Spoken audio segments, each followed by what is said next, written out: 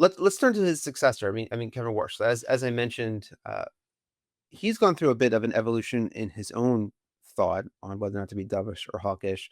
One thing he made clear during his confirmation hearings is that he wants the Fed to move away from fiscal policy, which I believe he sort of characterized as not as being more of picking winners and losers, whereas monetary policy is a bit more democratic in terms of affecting the whole economy, and that's where he thinks the Fed should sit. He also has plans to try to create new ways of measuring inflation, so the Fed can, I think, be a bit more accurate and more predictive in how it exercises monetary policy. And as you said, Noel, Jerome Powell was front and center and gave a lot of forward guidance. Kevin Warsh doesn't want to do that. What are your expectations?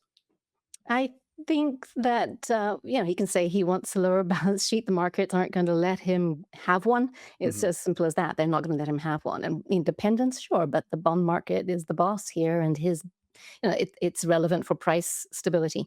The Federal Reserve cannot let a disorder take hold in the Treasury market. It just can't do that. So, because that would affect the dollar, which would affect price stability, et cetera, et cetera, et cetera. So, that is something that we can all, wish for. I wish I were a professional piano player. Not going to happen.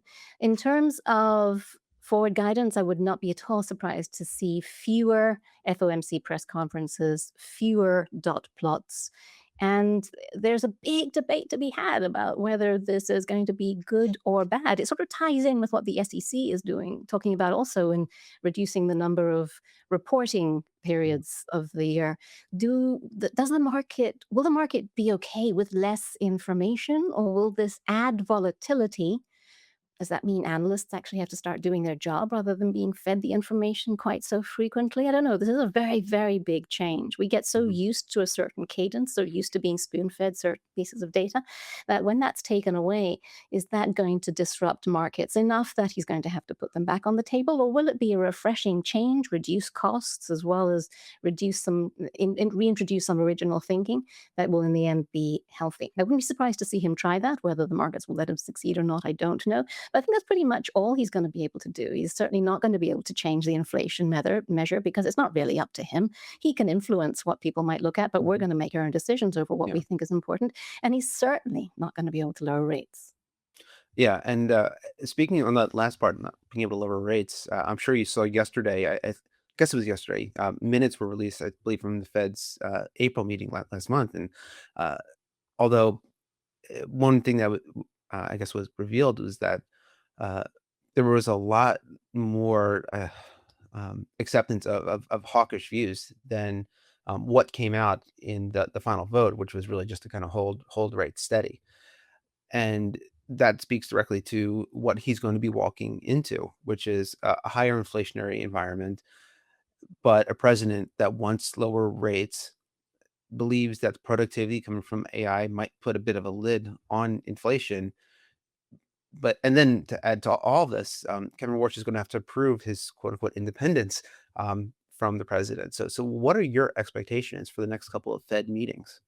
I think the number one thing to look at here is what Trump says. Right now, he has publicly said that, Kevin Walsh is going to do what he's going to do. He has full faith in him, good man, etc., which again is quite astonishing given the environment that you've said Kevin Warsh is walking into. We know Kevin Warsh isn't going to be able to lower rates, one, because he's just one vote and pretty much nobody else is going to be voting with him on this. And two, Trump can't bash the person he chose so soon after choosing him. So there's a bit of a respite there. I think one thing the market is getting wrong is expectations of a rate hike. I've been saying no cuts for a long time now, and it's reassuring to see that consensus take hold. Now there's a consensus for a hike this year. I think that's going too far in the other direction.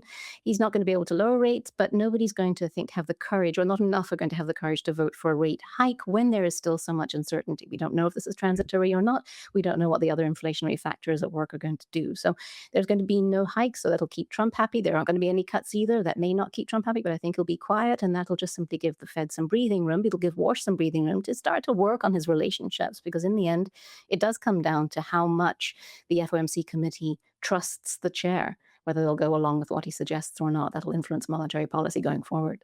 Yeah, I'm actually a little reassured in a way. I know, like, until dissent started happening last year, it had been what, decades before we had dissents. I'm actually more reassured that there are dissents at this point because it's sort of like you have so many different people in that room with different vantage points and they monitor different parts of the country economically. Like there should be differences of opinion. Yeah. And I'm Groupthink. actually, yeah, I mean, move away from their group link. I'm actually looking forward, perhaps season 52 of SNL will have an FOMC meeting. So there's enough characters there that Are people you recognize. serious? That's brilliant. I think there really could be one. Yeah, Uh, wouldn't yeah, that's absolutely brilliant. And here's another twist. What if the next dissent comes from the chair himself? yeah, that would certainly be something. I don't think that's ever happened before. I'm not sure, my history is weak, but that would be, again, kind of mind-blowing. I doubt again, I doubt he'd do that because his job, his number one job now is to get the people to trust get the FOMC members to trust him. If you've been loving Bits and Bips, don't forget that the show is transitioning to its own feeds on X, YouTube, and your favorite podcast player. If you're not already subscribed to Bits and Bips on its own channels, go there now and hit that subscribe button so you can keep up with our twice-weekly live streams and Macro Meets Crypto breakdowns. Bits and Bips will only be on the Unchained feed for a few more weeks, so subscribe today to be ready for launch. You can get all the links at unchainedcrypto.com/bitsandbips.